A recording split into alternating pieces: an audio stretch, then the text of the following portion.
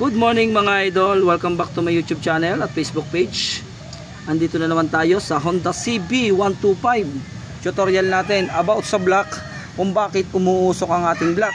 May mga nagtatanong bakit isa pa to sa mga umuusok. Siyempre alam naman natin na pag may maintenance kung bakit umuusok, napapabayaan po sa change oil at sobrang itim ang makina kagaya nito na binugahan ko na siya ng gasolina kaya po pumuti-puti.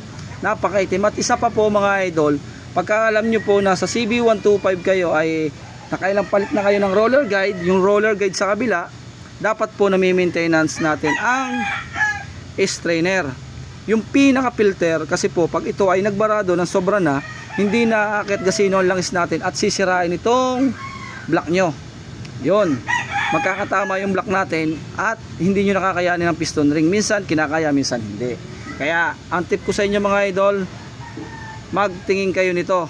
Lagi nyo i-check pagka magpapalit kayo ng guide, naubos yung roller guide nyo, para maiwasan natin ang pagkasira ng inyong block. Tapos nasira po yung 6203 oh. Yeah, sobrang ganit ng kadena, kaya po nadudurog yan. Yan po, brungol mga idol, yung bulitas. Alright.